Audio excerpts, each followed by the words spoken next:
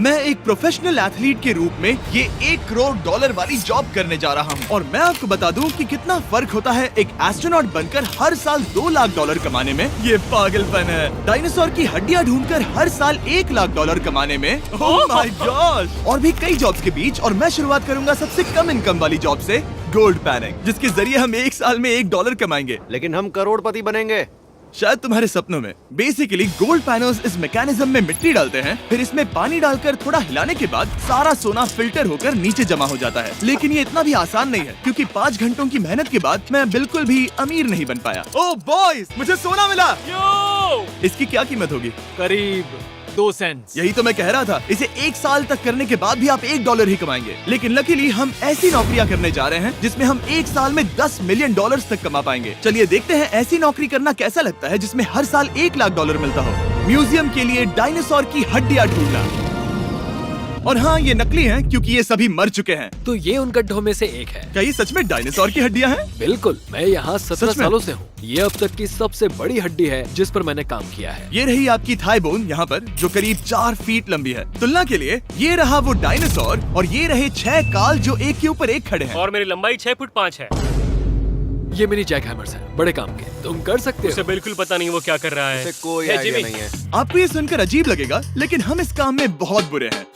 Whoops! संभल कर। 5 घंटे की मेहनत के बाद भी हमारी प्रोग्रेस ना के बराबर थी, लेकिन हमारे इस धीमी गति के बावजूद एक्सपर्ट की मदद से हम आगे बढ़ रहे थे। मैंने अपने पूरे करियर में इससे बड़ी हड्डी पर कभी काम नहीं किया। और आपने मुझे और काल को इसे छूने दिया? हाँ, बिल्कुल। हमने गड़बड़ कर दी तो?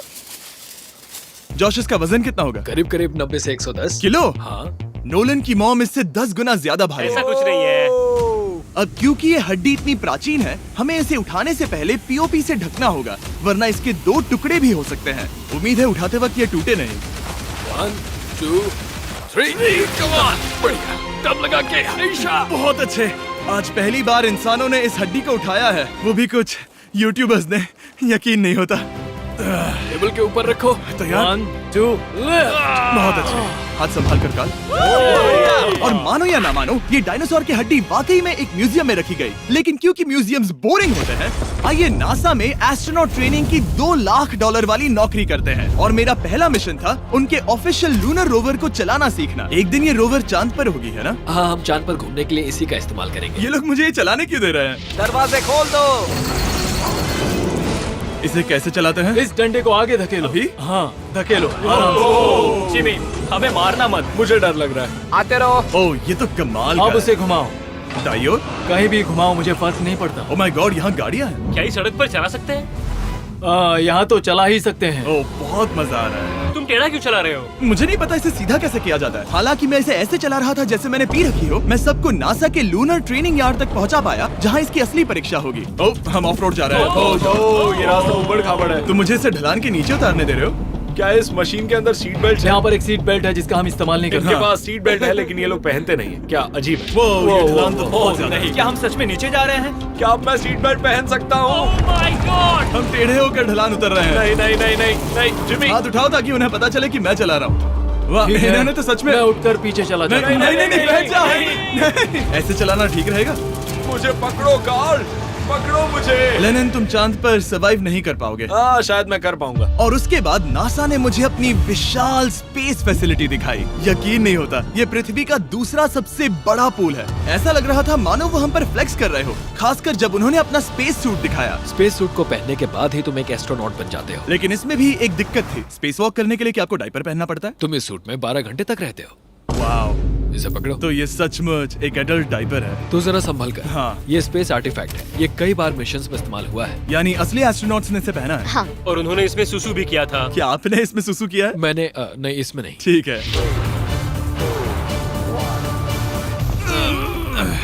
तो बताइए अगला मिशन कब है? क्या तुम 1 साल बाद फ्री रहोगे?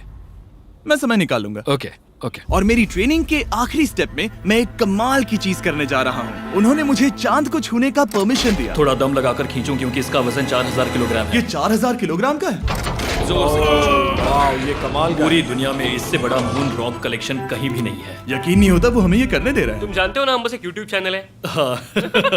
ओह माय गॉड, ये किसी जमाने में चांद पर हुआ करते थे। क्या मैं इस जेनेसिस रॉक को छू सकता हूँ? बिल्कुल नहीं। कल हमने एक डायनासोर का फॉसिल खोजा था, इसीलिए मैं इसमें एक्सपर्ट हूँ। Okay. क्या आप छू सकता हूँ? नहीं। मैंने कोशिश की। यहाँ मौजूद ये मटेरियल असल में चांद की मिट्टी है। Oh my God. तुम इस वक्त वास्तव में चांद को छू रहे हो। ओह, ये तो कमाल है। तो इस ट्यूब में चांद की मिट्टी रखी गई है और इसे अब तक खोला नहीं गया है। और अगर ये सच है तो हो सकता है उसमें एक एलियन भी हो। हाँ, वो पहला होगा चांद पर। क्या कहा? कहाँ से? तुमने कहा मून से। और ये जानने के बाद कि एलियन सच में होते हैं, हम अपनी अगली नौकरी के लिए स्ट्रेटोस्फीयर की ओर गए, जहाँ कार्ल और नोलन ने प्लेन उड़ाया। मैंने पहले कभी प्लेन नहीं उड़ाया। हमें पता नहीं हम क्या कर रहे हैं। फ्लाइट ट्रेनिंग के पहले दिन पर आपका स्वागत है। मैं मजाक नहीं कर रहा। बॉयज को एक असली प्लेन उड़ाने के पहले बस एक बार इस फ्लाइट सिमुलेटर में प्लेन को लैंड करवाना होगा। तो ये रहा हमारा थ्रोटल। पीछे खींचने पर प्लेन धीमा हो जाएगा। Oh my God. और लगातार एक के बाद एक ओह गॉड। नोलन की क्रैश लैंडिंग के बाद तुमने प्लेन को क्रैश कर दिया। उसने सक्सेसफुली लैंडिंग कर ही ली, जिसके बाद पता नहीं क्यों उसे इस प्लेन को चलाने के लिए चाबियां दी गई। यो, मुझे डर लग रहा है। अगर तुम ये नहीं कर सकते नोलन, तो प्लीज भगवान के लिए इन्हें बता देना। ओह माय गॉड, मैं एक प्लेन उड़ाने वाला हूँ। Oh my God. ठीक है, क्या तुम तैयार हो? मैं तो बचपन से ही तैयार हूँ। Full throttle. अप्रोचिंग 60। थोड़ी डगमगाहट है, लेकिन अब लीवर को पीछे खींचे। हम टेक ऑफ कर रहे हैं। बहुत अच्छे। ओह माय गॉड, तुम्हारी जिंदगी मेरे हाथों में है। ठीक वो है। सच में इस पूरे प्लेन को अकेला उड़ा रहा है। हाँ, मैंने तो छुआ भी नहीं है। टर्बुलेंस की वजह से कभी क्रैश नहीं होता है ना। दरअसल अब देखो, मैं दाएं मुड़ने वाला हूँ। नहीं। दाएं मुड़ा। संभल कर, ओह माय संभल गॉड, कर। प्लेन टेढ़ा हो गया। यकीन नहीं होता, मैं इस चीज को कंट्रोल कर रहा हूँ। देखो मेरा जादू। रुको। ओह नहीं, ये क्या? बेवकूफ, मैं तुम्हारी जान ले लूंगा। अब हम उस तरफ जाएंगे और फिर तुम प्लेन को लैंड करो। ओह माय गॉड, मैं भूल गया। हाँ, अक्सर लोगों को यही सब याद रखने में दिक्कत होती है। ठीक है, हम नीचे जा रहे हैं। मुझे डर है तुम कहीं हमें ऊपर ना पहुंचा दो। सिमुलेटर पे हर बार प्लेन मेरे से यहीं पर क्रैश होता है। ओह गॉश। हम यहीं लैंड करेंगे, इस रनवे के ऊपर। Oh my God. आराम से। हम कुछ ज्यादा ही नीचे है नहीं? इसकी नाक को बिल्कुल बीचों बीच रखना। Oh my God. आराम से। अपना हाथ थ्रॉटल पर रखो। लेवल पीछे खींचने से पहले थोड़ा इंतजार करना। लंबी सांस लो। बहुत अच्छे। हमने लैंड कर दिया। तुमने कर दिखाया। मैंने प्लेन लैंड किया।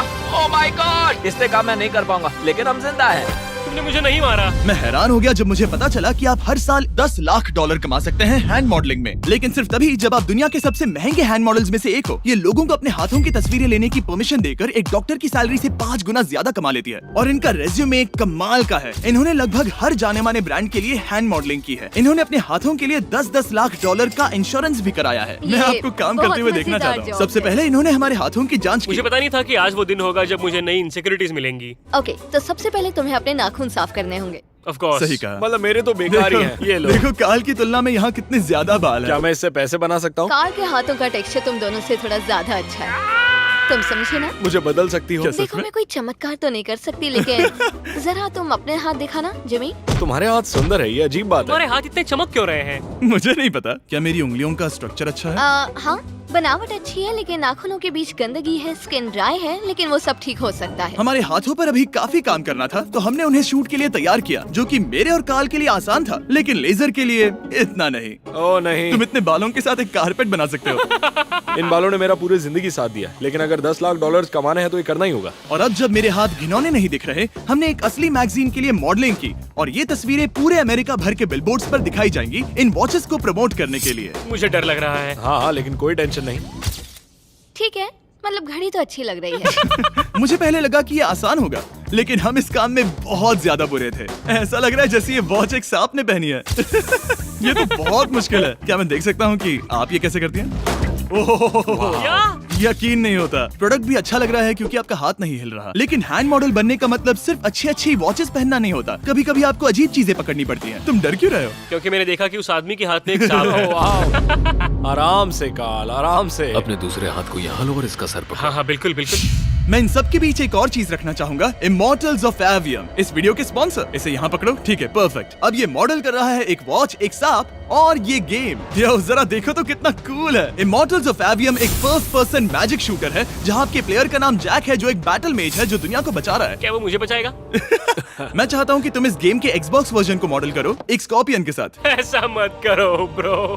तुम्हें इसके डंक को इस तरह से पकड़ना होगा। क्या ऐसा पकड़ना बिच्छू के लिए सेफ है? हाँ, बहुत अच्छे, शाबाश। जल्दी जल्दी बोलो जल्दी करो। उन्हें गेम के बारे में बताओ। ठीक है, आप 25 अलग अलग तरह के मैजिक स्पेल्स और 80 अलग अलग टैलेंट्स अनलॉक करके उन्हें अपने प्ले स्टाइल के हिसाब से कस्टमाइज कर सकते हैं। कार्ल, तुम्हें लगता है इमॉर्टल्स ऑफ एवियम को ये फोटो पसंद आएगी? मैं उम्मीद करता हूँ आपको ये पसंद आएगा। कार्ल, इन डरावने जानवरों को पकड़े रखो, बाद में हम NFL प्लेयर्स बनने जाएंगे। जिन लोगों ने इमॉर्टल्स ऑफ एवियम बनाया उन्होंने कुछ अवार्ड विनिंग कैंपेन्स भी बनाए हैं, जैसे हेलो, कॉल ऑफ ड्यूटी और डेड स्पेस। हमें वो कैंपेन्स पसंद है। ओह, ये हिल रहा है। सबसे कूल बात ये है कि उस गेम में मैं एक बॉस के रूप में हूँ और मुझे हराने पर आपको बाकी बॉसेस के मुकाबले सबसे ज्यादा गोल्ड मिलेगा। घबराओ मत, मैं हूँ तुम्हारे साथ।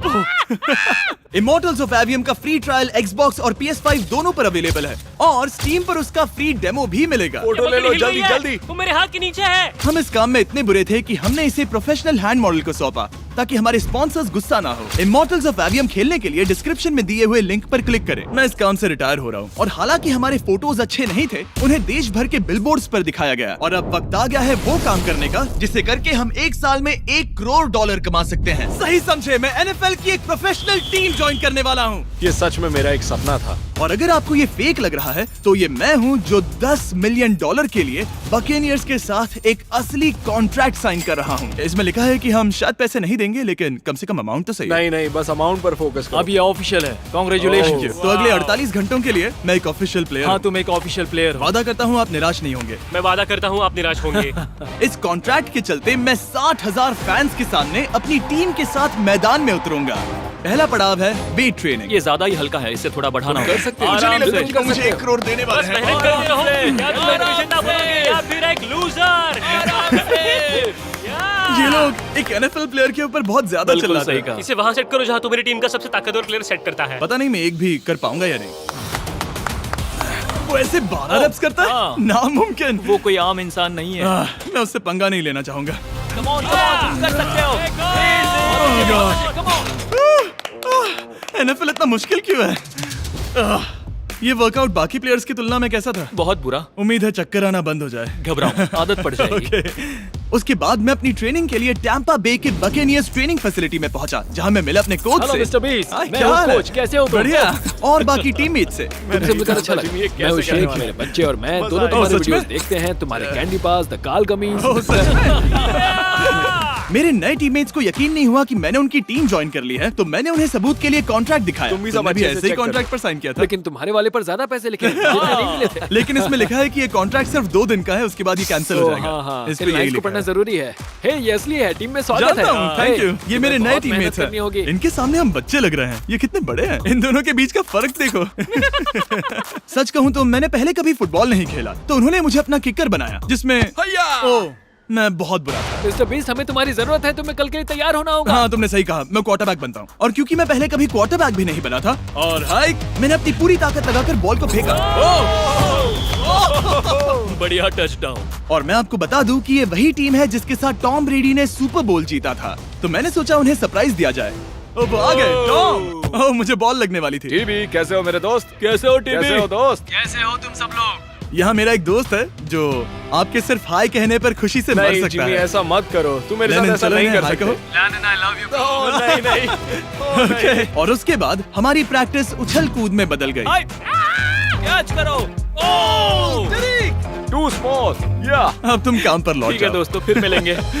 लोगों को अभी भी मेरे 2 दिन के कॉन्ट्रैक्ट को लेकर कुछ सवाल थे, तो बक्स ने मेरे लिए एक प्रेस कॉन्फ्रेंस बुलाई। कल बहुत ही बड़ा दिन है, तो कोई बेतुके सवाल मत पूछना, ओके? क्या ये एक पब्लिसिटी स्टंट है? आप यहाँ पर क्यों हैं? सिर्फ बेस्ट वीडियो बनाने के लिए। हाँ, ये एक पब्लिसिटी स्टंट है। मैं सच में एक NFL प्लेयर नहीं हूँ। जिमी, इस नए टीम का हिस्सा बनकर कैसा लग रहा है? बहुत अच्छा। सच कहूँ तो मुझे पता नहीं था कि ये लोग मुझे इतना पसंद करेंगे। कल तुम कितने टाइम तक खेल पाओगे? 0। और बार बार दोहराने के बाद कि ये सिर्फ एक पब्लिसिटी स्टंट है, मैं अपनी हाइट नापने गया। 6'4.5". 6'4.5"? कार्ल, तुम 6'5" हो। मैं 6'5" हूँ। हाँ, हाँ।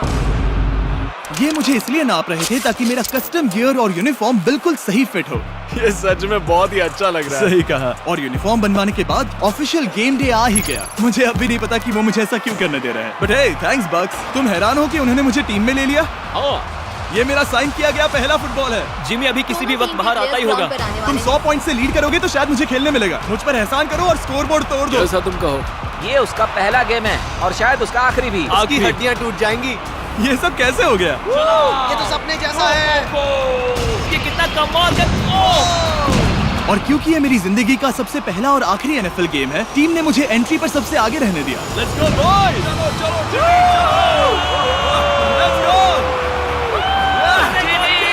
ये हमारा दोस्त है।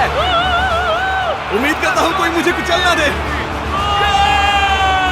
ये तुम्हारी जिंदगी का सबसे बेस्ट दिन है। मेरी जिंदगी का सबसे अच्छा दिन है ये, जिमी। I love you. ये हमसे आगे निकल रहे हैं। जिमी एक NFL प्लेयर है। क्या हाल है? Let's go boys. मैं तुम्हें निराश नहीं करूंगा। हो सकता है मुझे खेलने का मौका ना मिले। I love America. कितना बड़ा प्लेन है। अमेरिका। चलो फुटबॉल खेलते हैं। मुझे एक ऑफिशियल NFL प्लेयर बनाने के लिए मैं बकेनियर्स का शुक्रगुजार हूँ। और अच्छा हुआ कि उन्होंने मुझे खेलने नहीं दिया, क्योंकि अगर वो मुझे टैकल करते तो मेरा मरना तो तय था। मुझे लगा सब खत्म हो गया है, लेकिन फिर फैल्कन्स ने ये ट्वीट किया, मिस्टर बीस्ट के नेक्स्ट चैलेंज के लिए गोल मारो और गेम जीतो। तो बदला लेने के लिए मैंने उनका स्टेडियम उड़ा दिया।